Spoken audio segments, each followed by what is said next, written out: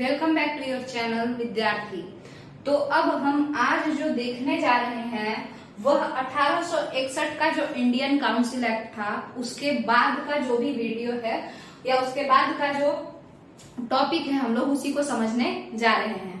तो स्टार्ट करते हैं। देखिएगा 1861 का इंडियन काउंसिल एक्ट जब हो गया, ये पिछले वीडियो में हम लोग यही पढ़े थे, तो इसके बाद जो हमारे पास आएगा वो आएगा एक्ट ऑफ 1873। एक्ट ऑफ 1873 ये बहुत फेमस एक्ट नहीं है। एक्ट ऑफ 1873 या 1873 ईस्वी का जो अधिनियम है, 1873 का जो एक्ट है वो बहुत ज्यादा फेमस नहीं है। इसका खासियत क्या है, तो इसी में ये अनाउंस किया गया था, 1873 में ये अनाउंस किया गया था कि किसी भी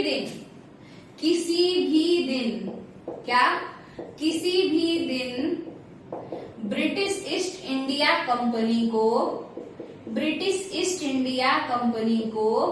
भंग कर दिया जाएगा।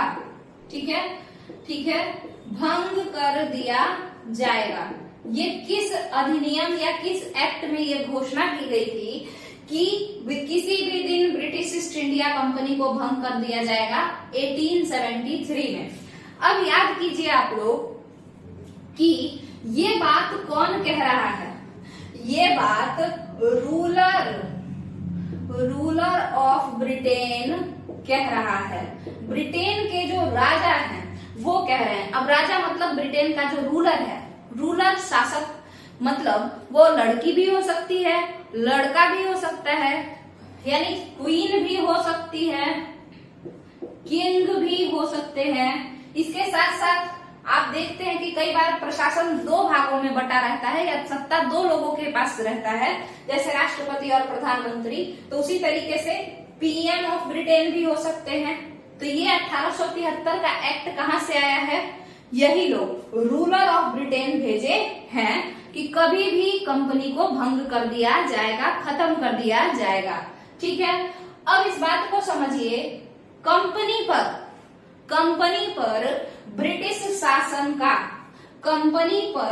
ब्रिटिश शासन यानी ब्रिटिश रूलर, जो रूलर थे, रूलर वर्ग जो था ब्रिटेन का, शासक वर्ग, उसका अधिकार कंपनी पर कब हुआ। आपको पता ही होगा कि ब्रिटिश ईस्ट इंडिया कंपनी का निर्माण कोई राजा या रानी नहीं किए थे। कौन किया था, ब्रिटेन के कुछ अमीर व्यापारियों ने किया था, और वो परमिशन लिए थे एलिजाबेथ से व्यापार करने का, ना कि एलिजाबेथ उनको खोल के दी थी ये कंपनी। ठीक है, तो कंपनी किनका था, कंपनी कुछ व्यापारियों का था।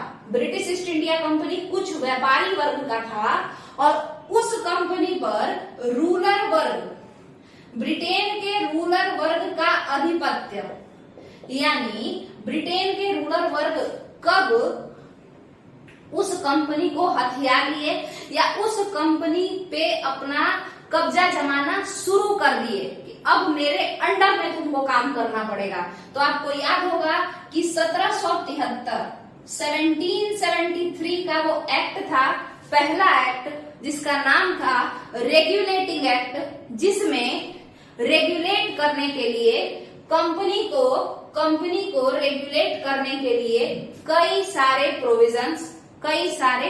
प्रोविजंस बनाए गए थे। ठीक है, तो आप देखेंगे कि 1773 में ब्रिटेन का शासक वर्ग कंपनी में हस्तक्षेप करना शुरू कर दिया। ठीक है, और 100 साल कंप्लीट हुआ। जब 100 साल कंप्लीट हुआ तो आया 1873 ईस्वी, और 1873 ईस्वी में एक अधिनियम ला करके जो शासक ऑफ ब्रिटेन है उन्होंने कहा कि कंपनी को किसी भी वक्त खत्म कर दिया जाएगा। ठीक है, यानी अब ब्रिटिश ईस्ट इंडिया कंपनी जैसा कुछ नहीं रहेगा। अब कब खत्म हुआ, ये तो 1873 में ये बात कहा गया कि हम कंपनी को किसी भी वक्त खत्म कर देंगे, बट खत्म कब हुआ, कंपनी को भंग किया गया 1 जनवरी, हैप्पी न्यू ईयर के दिन। किसका हैप्पी न्यू ईयर, 1884। 1 जनवरी 1884 को कंपनी को क्या कर दिया गया, बंद कर दिया गया कि अब कोई कंपनी जैसा नहीं है, अब यहाँ पर ब्रिटिश का राज है, ब्रिटिश एम्पायर है ये भारत, और यहाँ पे कंपनी का शासन जैसा कुछ नहीं है। ठीक है, वैसे तो 1858 में ही क्राउन के हाथों में सारा पावर चला गया था, राजा के हाथों में, मगर कहीं ना कहीं कंपनी का अस्तित्व था, बट पूरे तरीके से कंपनी को खत्म कर दिया गया। 1873 के एक्ट में लिखकर 1884 में इसको क्या कर दिया गया, लागू कर दिया गया कि अब कंपनी खत्म कर देते हैं। ठीक है, इसके बाद ही आप देखेंगे उसके अगले साल 1885 ईस्वी में ही आप ये देखेंगे कि ब्रिटिश सरकार अपने वाइसरॉय यानी अपने रिप्रेजेंटेटिव, आपको तो पता होगा कि वाइसरॉय जो होता था वो प्रतिनिधि होता था किसका, क्राउन का। जो ब्रिटेन का राजा या रानी होती थी उसका प्रतिनिधि भारत में कौन होता था, तो वाइसरॉय होता था, वाइसरॉय। तो यहाँ पे ब्रिटिश सरकार अपने प्रतिनिधि, जिनका नाम था वाइसरॉय डफरिन, लॉर्ड डफरिन को ये कहता है कि आप क्या कीजिए, एक ऐसा संस्था बनवा दीजिए जहां पे सारे भारत के लोग, मतलब भारत के नेता लोग, हर कोई थोड़ी जा सकता है, भारत के सभी नेता लोग एक जगह एकजुट होकर के और क्या कर सके, विचार विमर्श कर सके, वाद विवाद कर सके, और तभी आप देखेंगे कि 1885 में कांग्रेस का निर्माण होता है ना। 1885 में इंडियन नेशनल कांग्रेस नाम का एक संगठन बनता है जहां पर सभी लोग आकर के मिलते जुलते हैं। तो आपका एक्ट ऑफ 1873 खत्म होता है, जिसमें कंपनी को खत्म करने की बात की गई, और इसको लागू कब किया गया, 1 जनवरी 1884 ईस्वी को। और इस तरीके से कंपनी पूरी तरीके से खत्म कब हो गई, 1 जनवरी 1884 ईस्वी को। दूसरा जो इम्पोर्टेंट पार्ट है वो है शाही उपाधि अधिनियम 1876 ईस्वी। शाही उपाधि अधिनियम 1876 ईस्वी में हम लोग को क्या देखना है, तो इसमें इसके नाम से ही पता चल जा रहा है कि किसी को टाइटल मिला है, किसी को उपाधि मिला है। किसको मिला है, तो वो मिला है आपका महारानी विक्टोरिया को। ठीक है, उस समय जो तत्कालीन महारानी थी वो महारानी विक्टोरिया थी, और उनको कहा गया कि अब से, कब से, अब से, ठीक है, यानी 1876 से, ठीक है, कब से, 1876 से जो भारत का राजा, भारत का राजा, अब देखिए इस बात को समझिए, क्योंकि ये महारानी है तो इनको राजा तो नहीं कहेंगे ना, तो इसीलिए यहाँ पर रानी यहाँ पे होगा, साम्राज्ञी होगा, ठीक है, इम्प्रेस होगा, ठीक है। तो भारत की इम्प्रेस कौन होंगी, अब विक्टोरिया होंगी। उनको ये टाइटल दे दिया गया कि क्वीन विक्टोरिया जो है वही हमारी क्या है, भारत की भी साम्राज्ञी है, यानी वो वही इम्प्रेस ऑफ इंडिया भी है। जबकि रियलिटी में तो वो ब्रिटेन की इम्प्रेस है ना, हमारे यहाँ की थोड़ी है। हमारे यहाँ तो मुगल सल्तनत ये लोग था, और वो भी 1858 में 1857 का जो विद्रोह था उसके बाद ये वाला भी तामझाम खत्म हो गया था कि कोई राजा या रानी हमारे यहाँ है। ठीक है, तो अब हमारी नई रानी बनकर के कौन आ गई है, 1876 के शाही उपाधि अधिनियम के तहत विक्टोरिया को भारत की नई रानी घोषित किया गया कि भारत की साम्राज्ञी अब कौन है, विक्टोरिया है। चलिए, अब तीसरा जो 1892 का जो आपका एक अधिनियम आया है, जिसको हम लोग हिंदी में कहते हैं भारत परिषद अधिनियम 1892, या हम अंग्रेजी में कहते हैं इंडियन काउंसिल एक्ट 1892। इसके प्रोविजंस को देखते हैं। 1892 ईस्वी का जो ये इंडियन काउंसिल एक्ट है, 1892 ईस्वी का जो ये इंडियन काउंसिल एक्ट है, इसका मतलब हिंदी में क्या है, भारत परिषद अधिनियम, भारत परिषद अधिनियम। ठीक है, ये है इसका मतलब, भारत परिषद अधिनियम, इंडियन काउंसिल एक्ट 1892। अब इसका मतलब ये हुआ कि इस वाले अधिनियम में भी, इस वाले एक्ट में भी कहीं ना कहीं परिषद की चर्चा होगी, काउंसिल से रिलेटेड बातें की गई होंगी, विधि निर्माण से रिलेटेड बातें की गई होंगी, इसीलिए इसका नाम क्या पड़ गया, इंडियन काउंसिल एक्ट। ठीक है, यहाँ आइएगा। इसमें जो पहला प्रोविजन है और जो सबसे खास प्रोविजन है, जो कि आपका एमसीक्यू में मतलब पूछा जा सकता है कि इनडायरेक्ट इलेक्शन भारत में कब लागू हुआ। ठीक है, तो इनडायरेक्ट इलेक्शन का प्रोविजन जो है 1892 ईस्वी में देखने को मिला। इनडायरेक्ट इलेक्शन का प्रोविजन जो है वो 1892 ईस्वी में देखने को मिला। यहाँ इस बात को समझिएगा, इसको हिंदी में क्या कहते हैं, अप्रत्यक्ष चुनाव प्रणाली। ठीक है, अप्रत्यक्ष चुनाव प्रणाली। मेरा जो हर्षी दीर्घ और हर्षो दीर्घ है उसमें थोड़ा सा गड़बड़ होता है, तो आप लोग ये देख लीजिएगा। अप्रत्यक्ष चुनाव प्रणाली। ठीक है, अब इस बात को समझिए, इसका मतलब क्या होता है। तो देखिए, इसमें कई लोगों को कंफ्यूजन होता है, हम लोग देखते हैं। देखिए, मान के चलिए कि कोई एक इंसान है, जैसे मोदी जी, अभी के लिए हम लोग मान लेते हैं मोदी जी। ठीक है, अब ये क्या किए, इलेक्शन लड़े। तो जब ये इलेक्शन लड़े तो हम लोग सभी लोग वोट दिए। हम लोग क्या किए, सभी लोग वोट दिए। ठीक है, और मोदी जी क्या हो गए, जीत गए। इस बार मोदी जी जीत गए। तो जब वो जीत गए तो बताइए, क्या मोदी मेरे वोट देने से या आपके वोट देने से प्रधानमंत्री बने हैं या फिर मेंबर ऑफ पार्लियामेंट बने हैं? मोदी जी आपके वोट देने से या मेरे वोट देने से प्रधानमंत्री बने हैं या मेंबर ऑफ पार्लियामेंट बने हैं? तो वो मेंबर ऑफ पार्लियामेंट बने हैं। यानी जब हम लोग जाकर के वोट देते हैं ना, तो वोट देने के बाद इंसान क्या बनता है, पार्लियामेंट का सदस्य बन जाता है। तो पार्लियामेंट का सदस्य बनने के लिए हम लोग डायरेक्ट वोट देने जाते हैं। और अगर इस वोट को हम क्या कहेंगे कि भाई डायरेक्ट इलेक्शन हुआ, डायरेक्ट चुनाव हुआ। क्यों? क्योंकि सभी लोग वोट देने गए थे डायरेक्टली। किस लिए? ताकि कोई एमपी बन जाए, ताकि कोई वहां जाकर के संसद में सांसद बन जाए। ठीक है, मगर जब सभी लोग हम लोग वोट दिए, कोई चिराग पासवान को दिया, कोई मोदी जी को दिया, कोई राहुल गांधी जी को दिया, और ऐसे करके सभी लोग चुना करके क्या बन गए, एमपी बन गए। ठीक है, तो ये हम लोग सब लोग जा के वोट दिए हैं, डायरेक्टली वोट दिए हैं। जिस इंसान को वोट देना था उसके मतलब ईवीएम में उसके ऊपर टैप किए हैं, तो डायरेक्ट जाकर के वोट दिए हैं। तो इसका मतलब है, जब हम डायरेक्ट वोट देते हैं किसी को कुछ बनाने के लिए, वो डायरेक्ट इलेक्शन कहलाता है। ठीक है, मगर अब वहां पे सारे लोग एमपी बन के गए हैं। उसके बाद वहां जाने के बाद ये डिसाइड होता है आपस में कि सबसे बड़ी पार्टी जो है वो कौन है। तो गिनती होगा, गिनती होने के बाद पता चला कि अभी सबसे बड़ी पार्टी एक कोई पार्टी है। और फिर जो पार्टी, मान के चलिए पार्टी ए जो है वह सबसे बड़ी पार्टी निकली, उसके सबसे ज्यादा एमपी डायरेक्ट चुन के गए हैं।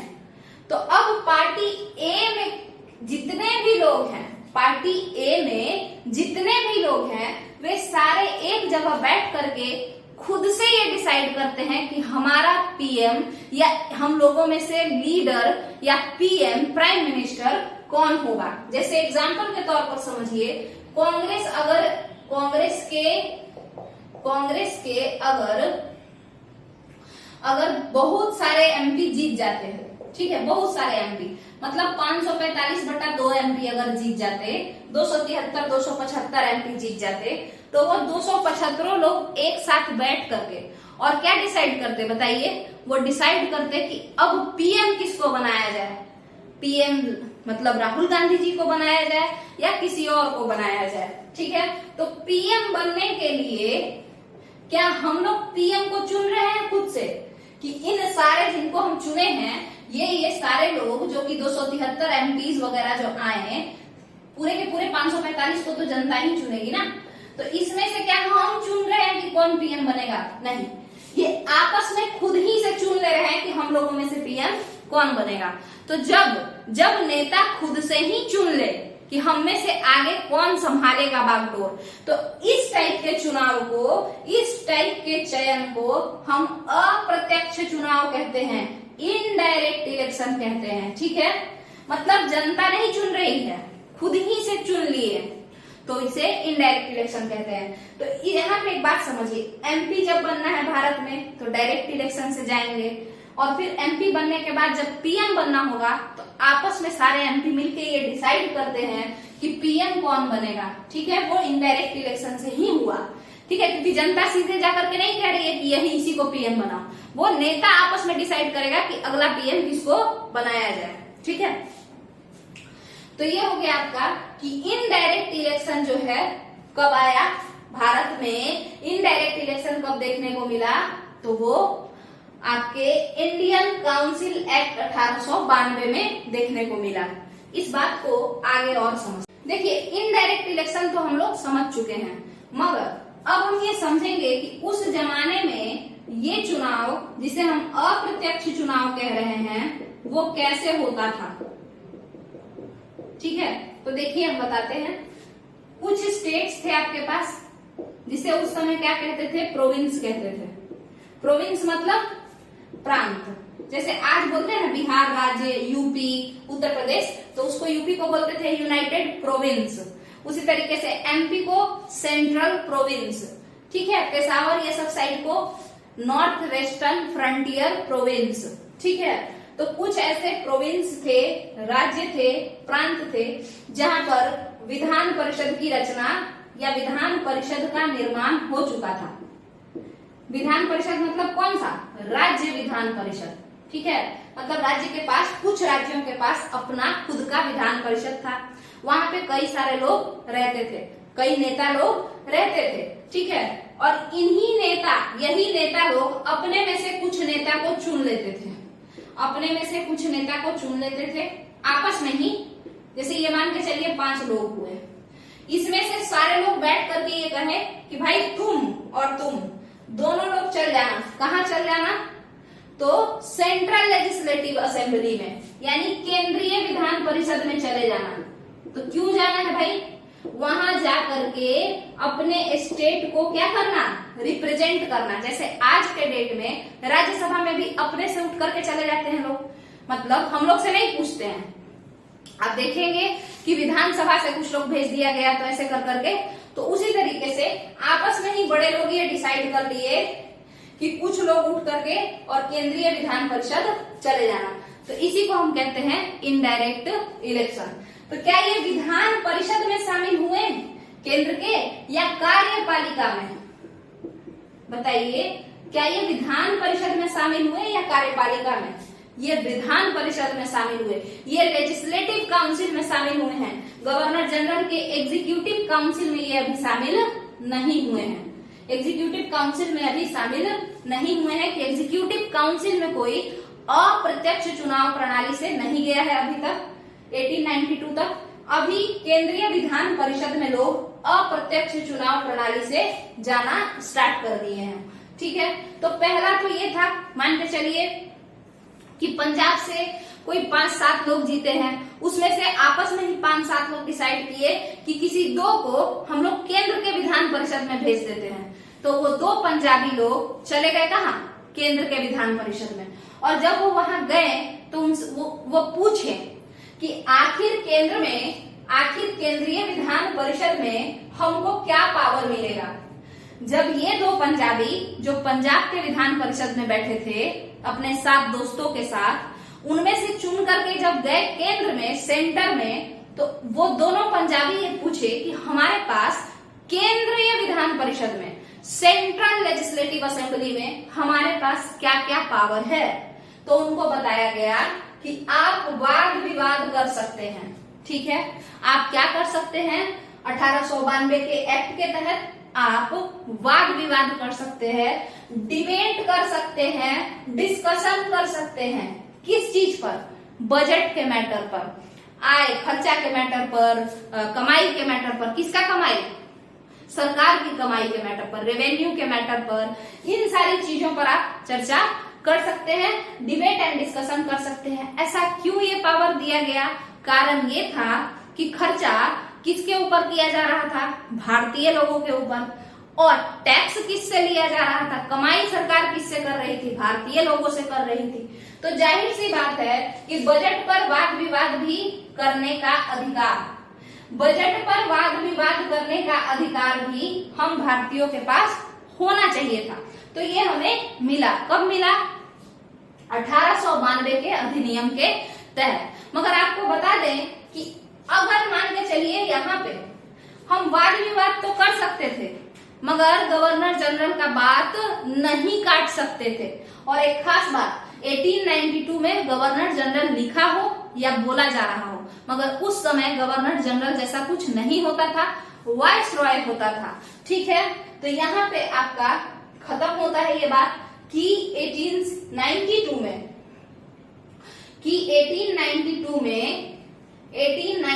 में इनडायरेक्ट इलेक्शन आया। कहां से आया? तो ये विधान परिषद के लोग आपस में से चुन के कुछ कुछ को भेज देते थे। कहा? केंद्रीय विधानसभा में। ठीक है, और ये विधान परिषद जो स्टेट में बना था विधान परिषद, वो कब बना था? 1861 में। 1861 ईस्वी के अधिनियम के तहत कई राज्यों में जैसे नॉर्थ वेस्टर्न फ्रंटियर प्रोविंस में, बंगाल में, पंजाब में, इन जगहों पर विधान परिषद का निर्माण हुआ था।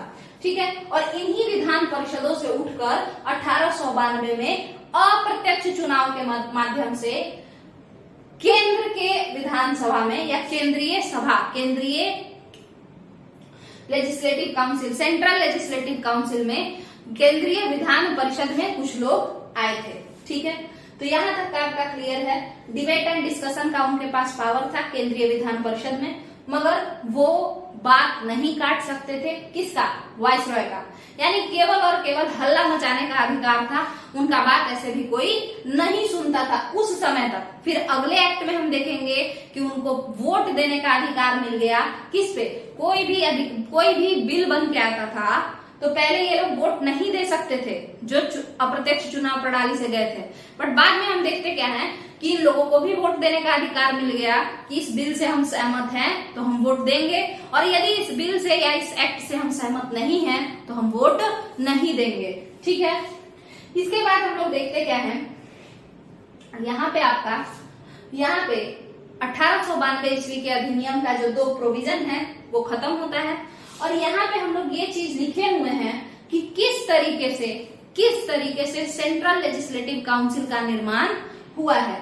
तो देखिएगा, सेंट्रल लेजिस्लेटिव काउंसिल यानी केंद्र में विधान परिषद का निर्माण कैसे हुआ है, इस पे अब चर्चा करते हैं, या फिर हम इसके लिए एक अलग से वीडियो बना देंगे कि केंद्र में किस तरीके से विधान परिषद आया, मतलब ब्रिटिश साम्राज्य के समय में। ठीक है, और वो किस तरीके से आगे बढ़ता चला गया, तो इसके लिए एक अलग से वीडियो बनाएंगे और उसके बाद फिर उसमें समझा देंगे।